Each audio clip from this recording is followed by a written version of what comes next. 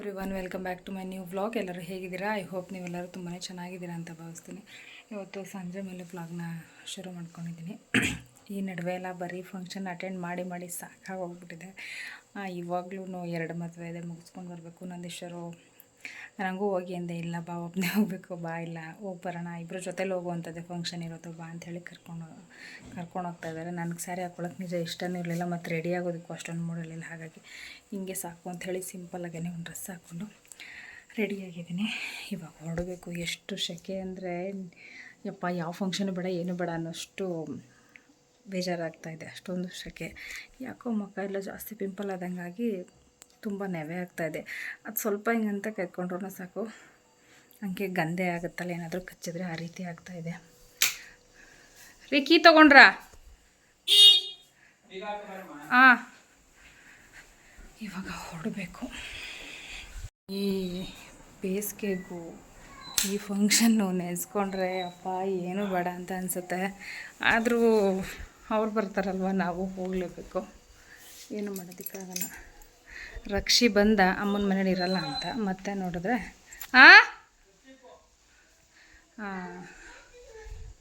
ಮತ್ತೆ ಬೆಂಗಳೂರಿಗೆ ಹೋಗಿದ್ದಾನೆ. ಇದಾ? ಹಾಂ, ಯಾರು ನಂದಿಯಪ್ಪನಿಗೆ ಕರ್ಚಿಫು? ಫಂಕ್ಷನ್ಗೆ ಹೋಗ್ಬೇಕಾದ್ರೆ ಎಷ್ಟು ಯಪ್ಪ ಏನು ಬೇಡ ಅಂತ ಅನಿಸುತ್ತೆ. ಟೈಮ್ ಆಗೋಯ್ತು, ಹೊರಡ್ಬೇಕು ಇವಾಗ. 2 ಫಂಕ್ಷನನ್ನು ಅಟೆಂಡ್ ಮಾಡ್ಕೊಂಬರ್ಬೇಕು. ಅವ್ರು ಹಂಗೊಂದು ಸ್ಯಾರಿ ಹಾಕ್ಕೋಬೇಕಲ್ವ ಅಂತಿದ್ರು ನಂದೀಶ್ವರು. ನಾನು ಕೈಲಿ ಸ್ಯಾರಿ ಎಲ್ಲ ವೇರ್ ಮಾಡಿ ಬರೋದಕ್ಕಾಗಲ್ಲ ಇವಾಗ ಅಂಥೇಳಿ ಹಾಕ್ಕೊಂಡಿದ್ದೀನಿ. ಹೊರಡೋಣ.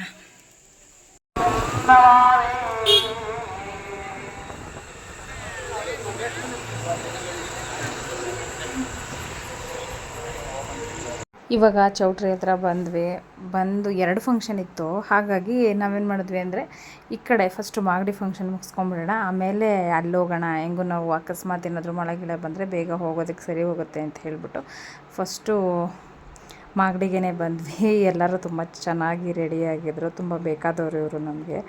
ಹಾಗಾಗಿ ನಂದೀಶ್ವರ ಇಲ್ಲ ಬಾ ಇಬ್ಬರು ಹೋಗೋಣ, ಒಬ್ಬರೇ ಹೋಗೋದು ಬೇಡ ಅಂಥೇಳಿ ಕರ್ಕೊಂಡೋಗಿದ್ದು. ಅದಕ್ಕೋಸ್ಕರನೇ ನಾವಿಬ್ಬರು ಮದುವೆಗೆ ಹೋಗಿದ್ದಿದ್ದು. ಒಬ್ಬರೇ ಹೋದರೆ ಬೇಜಾರು ಮಾಡ್ಕೋತಾರೆ ಅಂತ ಹೇಳಿಬಿಟ್ಟು.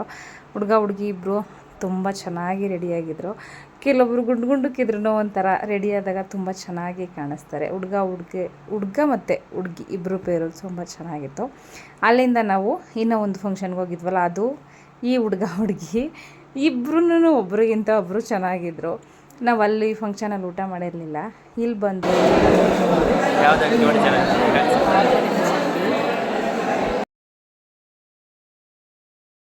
ಇವತ್ತು ಬೆಳಗ್ಗೆಯಿಂದನೇ ಶುರು ಮಾಡ್ಕೊಂಡಿದ್ದೀನಿ. ತಿಂಡಿಗೆ ಏನು ಮಾಡೋದು ಅಂತ ಅನ್ಕೋತಾ ಇದ್ದೆ.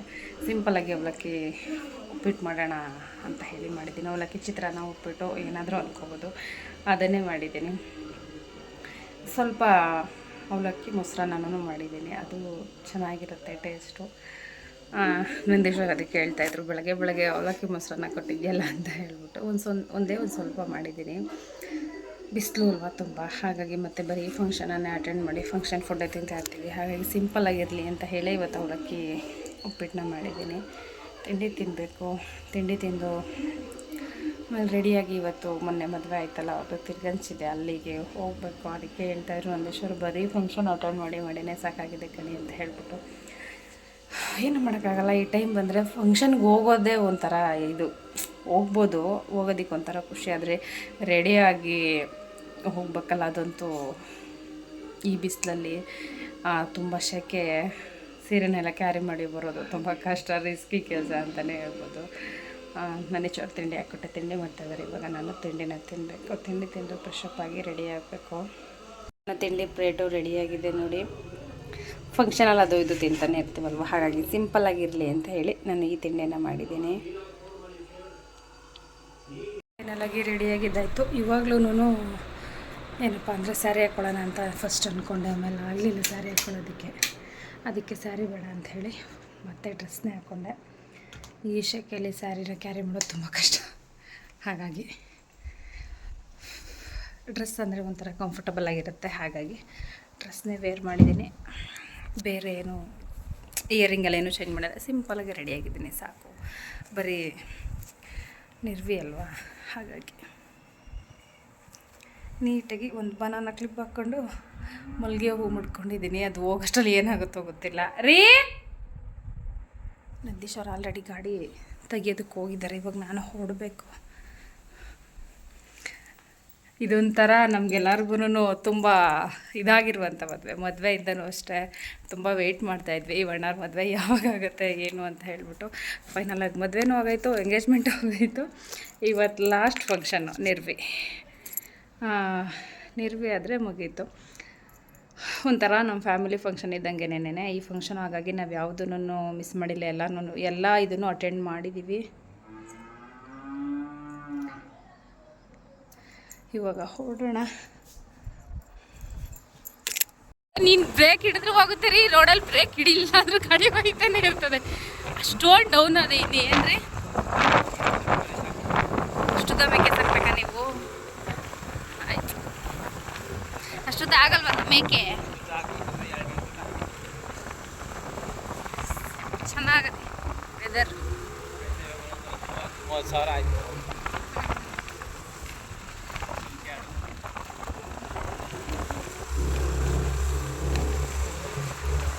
ಚೂರು ಭಯ ಇಲ್ಲ ಒಬ್ಬೊಬ್ಬರೇ ಬರೋಕ್ಕೆ. ಮಧ್ಯಾಹ್ನ ಟೈಮ್ ಯಾರು ಇರಲ್ವಲ್ರಿ. ಅಪ್ಪ ಈ ಕಾಡಲ್ಲಿ ಬಂದು ಹೆಂಗ್ದನ ಮೇಯಿಸ್ತಾರ್ರಿ. ಅಲ್ಲ ಇಲ್ಲಿ ಯಾರು ಇಲ್ವಲ್ರಿ, ಲೋಡ್ ಇಲ್ಲ. ಹೆಂಗ ಅಪ್ಪ ದೇವ್ರೆ.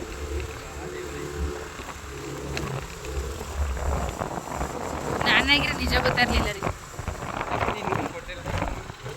ಅದಕ್ಕೆ ನಮ್ಮಮ್ಮ ಇಲ್ಲಿ ಕೊಟ್ಟಿಲ್ವಾ? ನಮ್ಮಮ್ಮಂಗೆ ಹೇಳ್ಬೇಕಾಯ್ತು, ಅಮ್ಮ ನೀನು ಸಿಟಿಗೆ ಕೊಟ್ಟು ಮದುವೆ ಮಾಡ್ಬೇಕು ತಾನೆ, ನಾನು ಯಾಕಮ್ಮ ಹಳ್ಳಿ ಕೊಟ್ಟೆ ಅಂತ. ಇಲ್ಲ ಮಾಡಿ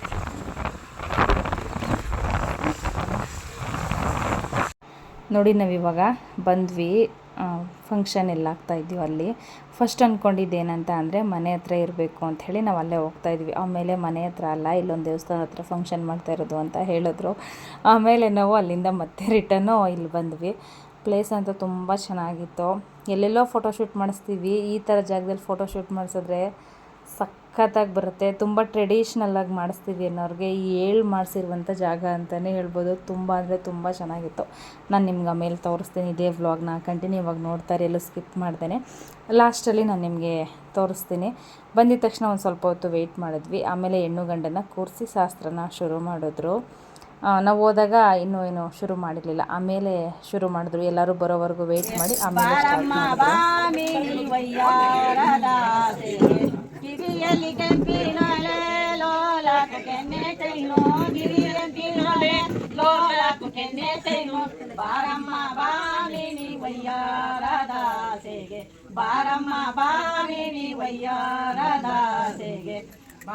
ಮೈಯಲ್ಲಿ ಬೂಟ ಸೀರೆ ಮೈಯಲ್ಲಿ ಸಿಲಕಿನ ಕೊಬಸ, ಮೈಯಲ್ಲಿ ಬೂಟ ಸೀರೆ ಮೈಯಲ್ಲಿ ಸಿಲಕಿನ ಕೊಬಸ, ಬಾರಮ್ಮ ಬಾಮಿನಿ ವಯ್ಯಾರದ ಸೇಗೆ, ಬಾರಮ್ಮ ಬಾಮಿನಿ ವಯ್ಯಾರದ ಸೇಗೆ.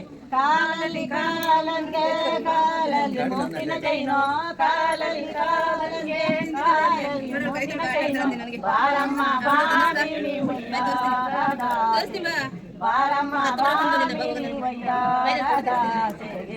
ಕೊರಳಲ್ಲಿ ಕಂಠಿಯಾದ ಬೆರಳಲ್ಲಿ ಮುದ್ರೆ ಉಂಗ್ರ, ಕೊರಳಲ್ಲಿ ಕಂಠಿಯಾದ ಬೆರಳಲ್ಲಿ ಮುದ್ರೆ ಉಂಗ್ರ, ಬಾರಮ್ಮ ಬಾಮಿನಿ ವಯ್ಯಾರದ ಸೇಗೆ, ಬಾರಮ್ಮ ಬಾಮಿನಿ ವಯ್ಯಾರದ ಸೇಗೆ. ಹೆಣ್ಣು ಗಂಡ ಶಾಸ್ತ್ರ ಮಾಡ್ತಾ ಇದ್ದಾರೆ. ಶಾಸ್ತ್ರ ಮಾಡಿಬಿಟ್ಟು ಈ ರೀತಿ ಪದ ಹೇಳಿ ಅಂತ ಹೇಳ್ತಾರೆ ನಮ್ಮ ಕಡೆ. ಆ ಥರ ಹೇಳಿಸ್ತಾಯಿದ್ರು ವಜ್ಜಿದಿರ ಕೈಲಿ. ಮತ್ತು ಪದ ಎಲ್ಲ ಹೇಳ್ಸಿದ್ದಾದ್ಮೇಲೆ ವಜ್ಜಿದಿರು ಏನೇನೋ ಶಾಸ್ತ್ರ ಮಾಡಿಸ್ತಾಯಿದ್ರು. ಗಂಡನ ಹೆಸ್ರು ಹೇಳು, ಮತ್ತು ಅವಣ್ಣಂಗೆ ನೀನು ಹೆಂಡತಿ ಹೆಸ್ರು ಹೇಳು ಅಂತ. ಹೊಸಸ್ತ್ರಲ್ಲಿ ಎಲ್ಲರೂ ಹೇಳ್ಬೋದು ಹೇಳು ಅಂತ. ಅದೇನೋ ಒಂಥರ ಸಂಕೋಚ, ನಾಚಿಕೆ ಆಗುತ್ತೆ. ಆ ಸ್ಟೇಜಲ್ಲಿ ನಾವು ಇದ್ದಾಗ ನಮಗೂ ಅದೇ ರೀತಿ ಅಂತ ಅನಿಸಿತ್ತು. ಇವಾಗಂದರೆ ಎಷ್ಟು ಸರಿ ಬೇಕಾದರೂ ಹೆಸ್ರನ್ನ ಹೇಳ್ಬೋದು. ವಸ್ತ್ರಲ್ಲಿ ಮತ್ತು ಎಲ್ಲರ ಮುಂದೆ ಹೇಳಬೇಕು ಅಂದರೆ ಒಂದು ಸ್ವಲ್ಪ ಮುಜುಗರ ಆಗುತ್ತೆ. ಇದನ್ನು ನೋಡ್ಬೇಕಾದ್ರೆ ನನಗೆ ನಮ್ಮ ಸೀನು ನೆನಪಾಗ್ತಾಯಿತ್ತು. ನಾನು ಅದನ್ನು ನೆನೆಸ್ಕೊಂಡು ನಗ್ತಾ ಇದ್ದೆ. ಫಂಕ್ಷನಲ್ಲಂತೂ ನಗು ಬಂದುಬಿಡ್ತು ನನಗೆ. ಪಾಪ ಅವಕ್ಕ ಸ್ವಲ್ಪ ಹೆಸ್ರು ಹೇಳಿದ್ರು, ಈ ಅಣ್ಣನೇ ನಿಧಾನ ಕೇಳ್ತಾಯಿದ್ರು. ಅದಕ್ಕೆ ನಾನು ನಂದೀಶ್ ಅವ್ರಿಗೆ ರೇಗಿಸ್ತಾ ಇದ್ದೆ, ನಮ್ಮ ಹುಡುಗಿನೇ ಸ್ಟ್ರಾಂಗು, ನಿಮ್ಮ ಹುಡುಗ ಸ್ವಲ್ಪ ಸ್ಲೋ ಅಂತ ಹೇಳ್ಬಿಟ್ಟು, ಸ್ಲೋ ಅಂದರೆ ಅವ್ರು ಜಾಸ್ತಿ ಜೋರಾಗಿ ಮಾತಾಡೋಲ್ಲ, ಸ್ವಲ್ಪ ಸಾಫ್ಟಾಗೇ ಮಾತಾಡೋದು, ಅದಕ್ಕೆ ರೇಗಿಸ್ತಾ ಇದ್ದೆ. ಅವ್ರು ಫುಲ್ಲು ಫ್ಲೋಲಿ ಹೇಳ್ತಾಯಿದ್ರು ಅವ್ರ ಯಜಮಾನ್ರ ಹೆಸ್ರನ್ನ. ಈ ಹಳೆ ಕಾಲದ ಅಜ್ಜಿದಿರಂತೂ ಎಷ್ಟು ಥರ ಶಾಸ್ತ್ರ ಮಾಡಿಸ್ತಾರೆ ಅಂದರೆ, ಅದನ್ನು ಮಾಡು ಇದನ್ನು ಮಾಡು ಹೆಸ್ರು ಹೇಳು ಅಂತ ಏನೇನೋ ಹೇಳಿಸ್ತಾ ಇರ್ತಾರೆ. ಒಂದು ಸ್ವಲ್ಪ ಗಾದೆಗಳನ್ನೂ ಹೇಳಿಸ್ತಾ ಇದ್ರು ಅವಜ್ಜಿ, ಅದೇನೇನೋ ಅದನ್ನೆಲ್ಲ ಒಂಥರ ಹಳ್ಳಿ ಸ್ಟೈಲ್ ಒಂಥರ ಚೆನ್ನಾಗಿರುತ್ತೆ. ನಮಗೂ ಮದುವೆ ಆಗಿ ಬಂದು ಹೊಸರಲ್ಲಿ ಇದೇ ಅಜ್ಜಿ ನಮ್ಮೂರಲ್ಲೆಲ್ಲ ಫೇಮಸ್ಸು. ಇಲ್ಲಿ ಹೇಳಿಸ್ತಾ ಇದ್ದಾರಲ್ಲ ಬ್ಲೂ ಕಲರ್ ಹಾಕ್ಕೊಂಡು, ಬ್ಲೂ ಕಲರ್ ಸ್ಯಾರಿ ಹಾಕ್ಕೊಂಡಿದ್ದಾರಲ್ಲ, ಆ ಅಜ್ಜಿ ಏನೇನೋ ಹೇಳ್ಸೋದು, ಪದ ಹೇಳೋದು, ಇದನ್ನೆಲ್ಲ ತುಂಬ ಚೆನ್ನಾಗಿ ಮಾಡ್ತಾರೆ. ಎಷ್ಟೋ ಜನಕ್ಕೆ ಮಾಡಿಸಿದ್ದಾರೆ ನಮ್ಮೂರಲ್ಲಿ.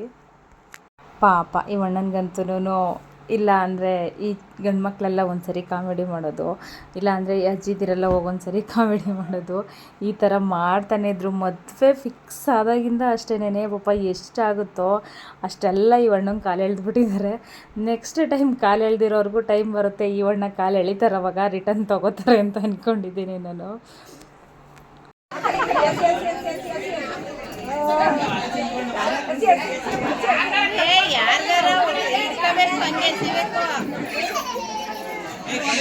ಯಾರ್ಗಾರು ಕ್ಯಾಚ್ ಇಟ್ಕೋಬೇಕು ಹಂಗೆ ಸಿಗಬೇಕು.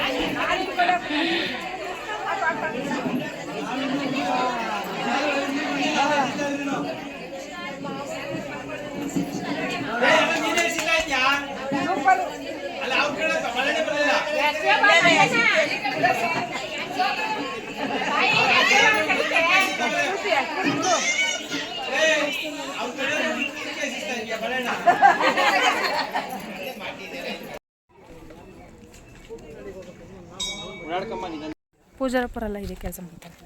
ಬೊಟ್ಟು ಮೇಲೆ ತೆಗೆದು ಗಂಧ ಇಟ್ಬಿಡೋದು. ದೇವಸ್ಥಾನ ಒಳ್ಳೆ ಚೆನ್ನಾಗಿ. ಇಲ್ಲಿಗೆ ಹೋಗಿ ಬರೋಣ ಬನ್ರಿ ಅಂತ ಅವಾಗೆ ಅದು ನೋಡ್ಬಿಟ್ಟೇನೆ ಕೆಳಗಡೆ ಹೋಗಿ ಬರೋಣ ಬನ್ರಿ ಅಂತ ಕರೆದೆ. ಬರಲೇ ಇಲ್ವಲ್ಲ, ಚೆನ್ನಾಗಿ ವಾಪಸ್ ಕಳ್ಳಿ. ಹಾಂ ಇದೆ.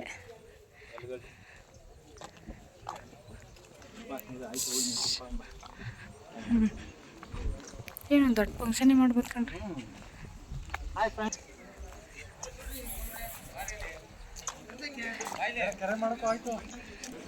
ಚೆನ್ನಾಗಿದೆ. ಅಯ್ಯೋ ಇಷ್ಟು ಒಳ್ಳೆ ಪ್ಲೇಸ್ ಇಟ್ಕೊಂಡಿವ್ರಿ, ಎಲ್ಲೆಲ್ಲ ಹೋಗೋರೆ. ಎಷ್ಟೊಂದು ಇದ್ದದ್ದು ಎಂಬುದೇ ಹೂವನೇ ಸರಿಯಾಗಿದೆ. ತಣ್ಣಗಾಯ್ತದ ನೋಡಿ, ಬಂಡೆ ಮೇಲೆ ಬಿಸಿ ಆಗಬೇಕು. ದೇವಸ್ಥಾನ ಸುತ್ತ ಒಂದು ರೌಂಡ್ ಹಾಕಿದ್ವಿ. ತುಂಬ ಅಂದರೆ ಪ್ಲೇಸ್ ನೋಡೋದಕ್ಕೆ ತುಂಬ ಚೆನ್ನಾಗಿತ್ತು ಪ್ಲೇಸ್ ಅಂತನೂ. ಈ ರೆಡ್ ಕಲರ್ ಶರ್ಟ್ ಹಾಕ್ಕೊಂಡಿದ್ದಾರಲ್ಲ, ಇಲ್ಲೊಂದು 4-5 ಜನ ಇದ್ದಾರೆ. ಅವರೆಲ್ಲ ಸಿಕ್ಕಾಪಟ್ಟೆ ರೇಗಿಸ್ತಾರೆ. ನಾನು ಅವ್ರನ್ನ ರೇಗಿಸ್ತಾ ಇರ್ತೀನಿ. ಫುಲ್ಲು ಅಂದರೆ ಫುಲ್ಲು ಎಷ್ಟಾಗುತ್ತೋ ನನ್ನ ಕಾಲು ಎಳೆಯೋದಕ್ಕೆ ಅಷ್ಟು ಫುಲ್ಲು ನನ್ನ ಕಾಲನ್ನ ಎಳಿತಾರೆ ಅವರು, ಸೇರ್ಕೊಂಬಿಟ್ರೆ. ಆ ಥರ ಇರಬೇಕು, ಅದೊಂಥರ ಮಜಾ ಅಲ್ವಾ, ಕಾಲು ಎಳೆಯೋದು ಎಳಿಸ್ಕೊಳ್ಳೋದು ಎಲ್ಲರೂ ಇರಬೇಕು. ಊಟ ಎಲ್ಲ ಮುಗಿಸ್ಕೊಂಡ್ವಿ, ಎಲ್ಲರ ಜೊತೆಲಿ ಮಾತಾಡಿಕೊಂಡು ಇವಾಗ ಅಲ್ಲಿಂದ ನಾವು ರಿಟರ್ನ್ ಹೊರಟ್ವಿ. ಈ ಒಂದು ವ್ಲಾಗ್ನ ನಾನು ಇಲ್ಲಿಗೆ ಎಂಡ್ ಮಾಡ್ತೀನಿ. See you in the next vlog. Thanks for watching.